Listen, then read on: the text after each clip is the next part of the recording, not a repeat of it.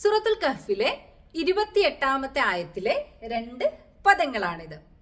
വസ്ബിർ നഫ്സക എന്ന് തുടങ്ങുന്ന ആയത്ത്. മുസ്ഹഫ് എടുത്ത് നോക്കിക്കോളൂ. ഇവിടെ ഈ ഒരു അലിഫിനെ കുറിച്ചാണ് നമ്മൾ ഇന്ന് പറയുന്നത്. അവിടെ വാവ് കാണാം. വാവിന് മുകളിലായിട്ടാണ് ഒരു കുഞ്ഞ് അലിഫ് ഉള്ളത്. നമ്മൾ വാവ് ഉച്ചരിക്കാൻ പാടില്ല. നമ്മൾ ആരെ മാത്രമേ കാണാൻ പാടുള്ളൂ? ഈ അലിഫിനെ മാത്രമേ നമ്മൾ കാണാൻ പാടുള്ളൂ. അപ്പൊ അതിന് തൊട്ട് മുന്നേ, അലിഫിന് തൊട്ട് മുന്നേ ഉള്ളത് ആരാണ്? ദാലുണ്ട്. ദാലിന് മുകളിലായിട്ട് ഫത്ഹ. ഫത്ഹയ്ക്ക് ശേഷം മദ്ദക്ഷരമായിട്ടുള്ള അലിഫ്. അപ്പോ ദ.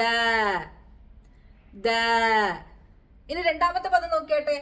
യാ ആണ്. യാന് മുകളില് ഫത്ഹയാണ്. ഫത്ഹയ്ക്ക് ശേഷം ആര് വരുന്നുണ്ട്? മദ്ദക്ഷരമായിട്ടുള്ള അലിഫ് വരുന്നുണ്ട്. യാ.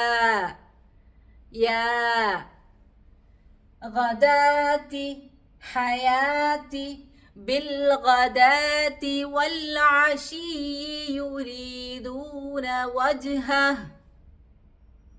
തൊട്ടടുത്ത ഭാഗം സീനത്തുൽ ഹയാതി ദുനിയാ. സീനത്തുൽ ഹയാതി ദുനിയാ. ഹയാതി ബിൽഗദാതി. ഗദവാതി എന്നോ ഹയവാതി എന്നോ ഓതാൻ പാടില്ല. ഇതുപോലെ വേറെയും പദങ്ങളുണ്ട്. അസ്വലാഹ്, അസ്സകാഹ്, അദ്ദിബ. വഴിയെ പഠിക്കുക ഇൻഷാ അല്ലാഹ്.